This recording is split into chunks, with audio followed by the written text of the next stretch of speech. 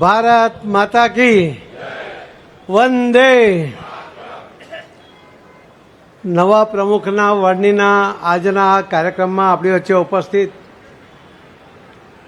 રાષ્ટ્રીય ચૂંટણી પ્રભારી ડૉક્ટર કે લક્ષ્મણજી, કેન્દ્ર સરકારમાં વન અને પર્યાવરણ મંત્રી શ્રી, વર્ષો સુધી અલગ અલગ રાજ્યોમાં અને વિશેષ કરીને ગુજરાતની અંદર એક એક કાર્યકર્તા, એક એક ગામ સહિત જેમને યાદ છે એવા આપણા સૌના આગેવાન માન્ય ભૂપેન્દ્ર યાદવ સાહેબ, माननीय मुख्यमंत्री श्री भूपेंद्र पटेल जी, हमारे संगठन महामंत्री श्री रत्नाकर जी, તમારું નામ આવે એટલે હિન્દીમાં બોલવાનું મન થાય, જેમને આજે ધ્વજ સાથે ભારતીય જનતા પાર્ટીની ગુજરાતની જવાબદારી સંભાળવા માટે આગેવાની આપી છે, જેના નેજા હેઠળ આપણે બધાએ કામ કરવાનું છે એવા નવા વરાયેલા પ્રમુખશ્રી, હાલમાં મંત્રીશ્રી શ્રી જગદીશભાઈ વિશ્વકર્મા, જેમણે ગુજરાતના ઇલેક્શનને એમની ટીમ સાથે સુપેરે કામ પાર પાડ્યું એવા શ્રી ધારાસભ્ય ઉદય કાનગરજી, અહીં બેઠેલા સૌ ભારતીય જનતા પાર્ટીના વરિષ્ઠ આગેવાનો, અહીં આવેલા ભારતીય જનતા પાર્ટીના વિશિષ્ટ આગેવાન કાર્યકર્તા ભાઈઓ અને બહેનો, આપ સૌને વંદન, આપ સૌને પ્રણામ કરું છું. લગભગ 5.25 વર્ષ પહેલાં માનનીય પ્રધાનમંત્રી શ્રી નરેન્દ્રભાઈ મોદી સાહેબે અને શ્રી અમિતભાઈ શાહ સાહેબે ગુજરાતના પ્રદેશ અધ્યક્ષની જવાબદારી જ્યારે આપી હતી, ત્યારે મને પણ મનમાં શંકા હતી કે આટલી મોટી જવાબદારી નિભાવવા માટે હું સક્ષમ છું કે કેમ. અને તે દિવસે પણ મેં કહ્યું હતું કે સંઘના કાર્યશાળામાં જ્યારે કહેવામાં આવે છે કે તમે સક્ષમ છો એટલા માટે આ જવાબદારી તમને જ મળી જોઈએ, આગ્રહ ન કરવાને બદલે તમને જે જવાબદારી મળે એ નિભાવવા માટે સક્ષમ બનવાનો પ્રયત્ન કરવો જોઈએ. અને ત્યારે આપ સૌનો સાથ અને સહકાર હતો, આપ સૌની હિંમત હતી, આપ સૌનું પીઠબળ હતું, માનનીય પ્રધાનમંત્રી શ્રી નરેન્દ્ર મોદી સાહેબનો અને શ્રી અમિતભાઈ શાહ સાહેબના આશીર્વાદ હતા, માર્ગદર્શન હતું. અને એના કારણે આ 5 વર્ષના સમયગાળાની અંદર જે પણ પડકારો ગુજરાત ભારતીય જનતા પાર્ટીની સામે આવ્યા એને સફળતાપૂર્વક આપણે પાર પાડી શક્યા. એમાં તમારી મહત્વની ભૂમિકા રહી છે. આજે આપણે કહી શકીએ કે 2022ની અંદર 182 સીટ મેળવવા માટેના આગ્રહ સાથે, જીતવાના સંકલ્પ સાથે આગળ વધ્યા, ત્યારે 156 સીટ એ ગુજરાતમાં ભારતીય જનતા પાર્ટીના ઉમેદવારો એ જીત્યા હતા. 2024ના લોકસભામાં પણ 26માંથી 25 લોકસભાની સીટો જીત્યા અને બંને વખતે 22 અને 24માં પણ આપણને 1 કરોડની લીડ મળી હતી. તમને યાદ એટલા માટે અપાવું છું કે 2022માં જે 26 સીટ આપણે હાર્યા હતા એને ટોટલ વિરોધ પક્ષોને મળેલી લીડ ફક્ત 3,05,000 હતી. 1000, 2000, 1500, 1600, 5000થી અંદર 20 સીટ અને કુલ મળીને 3,05,000ની લીડથી 26 સીટ આપણે ગુમાવવી પડી હતી. 1 કરોડની લીડ આખા રાજ્યમાં મળ્યા પછી 3,05,000 માટે 26 સીટ હારી જઈએ એ તો કમનસીબી છે. અને એટલે ત્યારે પણ મેં કહ્યું હતું કે જે વિસ્તારના કાર્યકર્તાઓએ નાની મોટી ગફલત રહી, નાની મોટી ભૂલ રહી હશે, પ્રદેશમાં અધ્યક્ષ તરીકેની મારી જવાબદારીમાં પણ કંઈક કમી રહી હશે, એના કારણે આપણે 26 સીટ ગુમાવી હતી. પણ લગભગ 83 સીટ સાથે કોંગ્રેસ 2019માં જીતીને આવ્યા પછી એમનો ઉત્સાહ એકદમ મોટો હતો, પરંતુ એમના હાથમાંથી લગભગ બધી સીટ, 65થી વધુ સીટો ભારતીય જનતા પાર્ટીના કાર્યકર્તાઓએ આંચકી લીધી હતી. સ્વતંત્રતા મળ્યા પછી પણ લગભગ 9 સીટ એવી હતી કે જે ક્યારેય આપણે જીત્યા નહોતા, પણ 2022ની અંદર આપણે સંકલ્પ કર્યો હતો કે આ 9 સીટ ઉપર આપણે જીત મેળવી છે અને એમાં પણ આપણને 6 સીટ જે ક્યારેય જીત્યા નહોતા એવી સીટ માંડવી, ઝઘડિયાથી માંડીને બોરસદથી માંડીને બધી 6 સીટો આપણે જીતી શક્યા હતા. 3 સીટનો અફસોસ જરૂર આપણી પાસે છે, પરંતુ આપણે સંકલ્પબદ્ધ છીએ કે આવતી વખતે 182 પૂરેપૂરી આપણે જીતવાની છે. દિલ્હીથી એક પાર્ટી આવી, એને તો પત્રકાર મિત્રોને કહ્યું કે લખી લો અમારી સરકાર બને છે. એમણે ખૂબ પ્રચાર કર્યો, અપ્રચાર કર્યો, પણ ગુજરાત માટે ક્યારેય કંઈ ના કર્યું.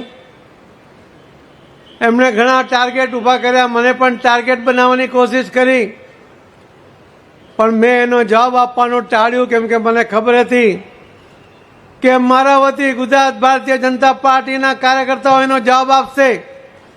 અને આભારી છે ગુજરાતના મતદાતા ભાઈ બહેનો એમનો પણ કે એમણે 126 સીટ ઉપર એ જે દિલ્હીથી આવેલી પાર્ટીના ઉમેદવારોની ડિપોઝિટ જપ્ત કરી નાખી. એને ખૂબ ભૂલી જવાય એ પ્રકારનો પાઠ ગુજરાતના મતદાતા ભાઈ બહેનો અને કાર્યકર્તાઓ એને ભણાવ્યો હતો. કેટલાય રાજકીય વિશ્લેષકોએ પણ એવું પણ કહ્યું કે ત્રીજી પાર્ટી આવી એના કારણે આપણને વધારે સીટ મળી. મિત્રો, આપ નાસીપાસ ના થાવ. 135 સીટ એવી છે કે જે કોંગ્રેસ અને દિલ્હીથી આવેલી પાર્ટી બંનેના મતને આપણે ટોટલ કરીએ તો પણ ભારતીય જનતા પાર્ટીના ઉમેદવારોની લીડ ઘણી બધી વધારે છે. અને જે બાકીની 21 સીટ હતી એમાં પણ આપણા જ કેટલાક મતદાતાઓએ નાની મોટી ભૂલ કરી હશે, પણ એ આપણને કોઈ નુકસાન કરી શક્યા નથી. હું એટલા માટે કહું છું કે ભવિષ્યમાં પણ ગુજરાત ભારતીય જનતા પાર્ટીને નુકસાન કરવાની એમની કોઈ તાકાત નથી. ફક્ત રાજકીય ક્ષેત્રે નહીં, પણ સંગઠનમાં પણ 350 જેટલા સહકારી ક્ષેત્રોની અંદર આપણે ઇલેક્શન લડ્યા. એમાંથી 349 જેટલી અલગ અલગ સહકારી સંસ્થાઓમાં ભારતીય જનતા પાર્ટીના આગેવાનો જીત્યા. એક મેન્ડેટ પ્રથા આવી, કેટલાક લોકોને જરૂર ના ગમ્યું. કોંગ્રેસ સાથે ગઠબંધન કરવાવાળા અને સહકારમાં ગોઠવાઈ જતા હતા, એમને ચોક્કસ ના ગમ્યું. એમણે અપ્રચાર પણ કર્યો કે આ મેન્ડેટ પ્રથા કાઢી નાખવી જોઈએ. મેં એમને કહ્યું કે તો એમએલએમાં શાના માટે મેન્ડેટ આપવો જોઈએ? જીતીને આવે તે આપણો. એમપીમાં શાના માટે આપણે મેન્ડેટ આપવો જોઈએ? જે જીતીને આવે આપણો. ભારતીય જનતા પાર્ટી અને એનું સંગઠન એ શિસ્ત સાથે બંધાયેલું છે. ભારતીય જનતા પાર્ટીનો કાર્યકર્તા કોઈ પણ કરે એ પાર્ટીના નોલેજમાં હોવું જોઈએ. જ્યારે ઇલેક્શન લડતો હોય એ ભલે સહકારી ક્ષેત્રનું હોય તો એ પણ શિસ્તની દ્રષ્ટિએ મેન્ડેટ દ્વારા લડાવવું જોઈએ કે જે પાર્ટી ઈચ્છે તે જ લડે. આપણે ઘણા બધા નિયમો બનાવ્યા. આપણે 60 વર્ષથી ઉંમરથી વધુ ઉંમરના લોકોને કોર્પોરેશન કે જિલ્લા પંચાયતમાં કે તાલુકા પંચાયતમાં ટિકિટ નહીં આપી, પણ એના કારણે ખૂબ નવા લોકો આવ્યા. 115 નવા કોર્પોરેટર તો અમદાવાદમાં આવ્યા, 100 જેટલા કોર્પોરેટર નવા સુરતમાં આવ્યા. રાજકોટ, બરોડા સહિત બધી જ જગ્યાએ તાલુકા પંચાયત, જિલ્લા પંચાયત અને મહાનગરપાલિકામાં ખૂબ નવા ઉમેદવારો ચૂંટાયા. આપણી પાસે મહાનગરપાલિકામાં 396 સીટ હતી. આપણે 100 સીટની વધુ સીટો મેળવીને આપણે બધી જ મહાનગરપાલિકા જે આપણી પાસે હતી એ આપણે જીતી શક્યા હતા. હું આવ્યો ત્યારે 8 વિધાનસભાનું ઇલેક્શન હતું, બાય ઇલેક્શન. ત્યારે પણ મને આપની ઉપર ભરોસો હતો. મેં કહ્યું હતું કે 8 સીટ જીતી જઈશું. ત્યારે ઘણા બધા કહેતા હતા કે આને કંઈ રાજકીય ખબર પડતી નથી, આ તો કોંગ્રેસમાંથી આવેલા ઉમેદવારોને લડાવવાના છે, એમની સીટ છે. ત્યારે મેં કહ્યું હતું કે આ ભારતીય જનતા પાર્ટીનો કાર્યકર્તા એ 8 સીટ જીતશે અને તમે બધાએ જીતી એના માટે પણ તમને અભિનંદન. જિલ્લા પંચાયત આપણી પાસે 5 સીટ હતી, 26 સીટ કોંગ્રેસ પાસે હતી. આપણે 31 સીટ જીત્યા. તાલુકા પંચાયત, નગરપાલિકામાં 91માંથી 89 સીટ જીત્યા. 231માંથી 213 સીટ આપણે તાલુકા પંચાયતમાં જીત્યા. આ જીતવાની ટેવ એ જે ભારતીય જનતા પાર્ટીના કાર્યકર્તાઓને પડી, એમને હું એક મંત્ર આપ્યો હતો. મેં કહ્યું હતું કે આપણે આપણો જન્મ જીતવા માટે થયો છે, એવા સંકલ્પ સાથે આપણે આગળ વધવું જોઈએ. અને એટલા જ માટે તમે બધાએ પણ એ સંકલ્પને સાર્થક કર્યો. માનનીય પ્રધાનમંત્રી શ્રી નરેન્દ્ર મોદી સાહેબની જે અપેક્ષા હતી, માનનીય અમિતભાઈ શાહ સાહેબના માર્ગદર્શન હેઠળ આપણે એમની બધી જ અપેક્ષાઓ પૂર્ણ કરી શક્યા. અને એટલા માટે હું ફરીથી ગુજરાતના સૌ મતદાતા ભાઈ બહેનોનો અને સૌ કાર્યકર્તાઓનો ખૂબ ખૂબ આભાર માનું છું. પેજ કમિટીની જે આપણે પેજ કમિટી બનાવી હતી, આપણી પાસે પ્રાથમિક સદસ્યતા લગભગ 1,13,00,000 હતા. પરંતુ પેજ કમિટીનો એક નવો કન્સેપ્ટ કે જેની અંદર 74 લાખ જેટલા આપણા જ કાર્યકર્તાઓ કે જે કદાચ સામાન્ય સભ્ય હતા, પ્રાથમિક સદસ્ય હતા, પરંતુ દરેક ઘરમાંથી ફક્ત એક સદસ્ય એ પેજ કમિટીનો સભ્ય બને. 74 લાખ ઘરમાં આપણી પાસે 2.25 કરોડ જેટલા મતદાતા હતા. આપણને 2 કરોડ મત મળ્યા. 25 લાખ મત આપણને બંને ઇલેક્શનમાં ઓછા મળ્યા.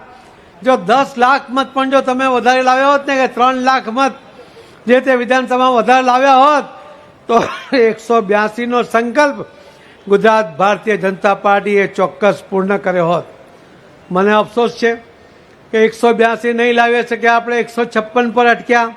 બાય ઇલેક્શનમાં બીજી 6 સીટ જીતીને આપણે 162 પર પહોંચ્યા. પણ એનો અફસોસ મને જરૂર રહેશે.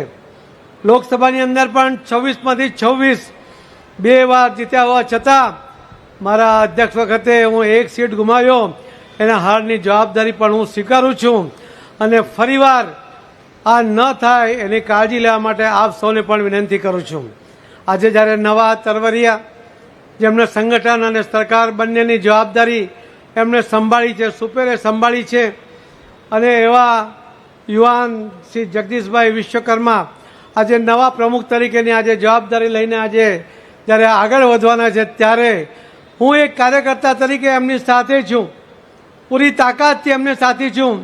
પણ હું આપના વતી પણ એમને વિશ્વાસ અપાવું છું કે ભારતીય જનતા પાર્ટી ગુજરાતનો એક એક કાર્યકર્તા એ આપની સાથે કદમથી કદમ મિલાવીને ચાલશે.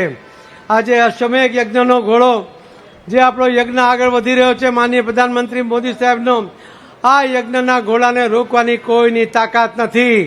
અને આ ગુજરાત મોડેલ છે. ગુજરાત મોડેલ એ વિકાસનું હોય કે સંગઠનનું હોય કે જીતનું હોય, એને ક્યારેય કોઈ અટકાવી શકશે નહીં. કેમ કે તમારી બધાની તાકાત એની સાથે જોડાઈ છે. ફરીથી 5.25 વર્ષ સુધી સતત મારા કેટલાક નિર્ણયોને કારણે કેટલાકને નુકસાન થયું હશે, કેટલાકને ફાયદો થયો હશે, પણ મારો ઈરાદો ક્યારેય કોઈને નુકસાન કરવાનો નહોતો. પાર્ટીના હિતમાં નુકસાન થયું હશે એના માટે મને માફ કરી દે. પરંતુ એટલું હજી ફરીથી કહીશ કે જે કંઈ નિર્ણય કર્યા એ પાર્ટીના હિતમાં કર્યા છે. અંગત કારણોસર ક્યારેય કોઈ નિર્ણય નથી કર્યો, એની આપને ફરીથી ખાતરી આપીને એના માટે માફી માંગીને મારી વાતને વિરામ આપું છું. જય જય ગરી ગુજરાત. ભારત માતા કી.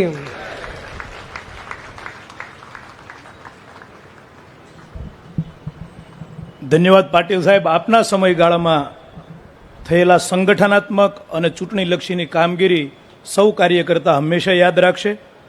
અને હવે જેમની આપણે આતુરતાથી રાહ જોઈ રહ્યા છે એવા ગુજરાત પ્રદેશના નવનિયુક્ત અધ્યક્ષ સરકારના સહકાર મંત્રી શ્રી જગદીશભાઈ વિશ્વકર્માને વિનંતી કરીશ કે કાર્યકર્તાને સંબોધન કરે.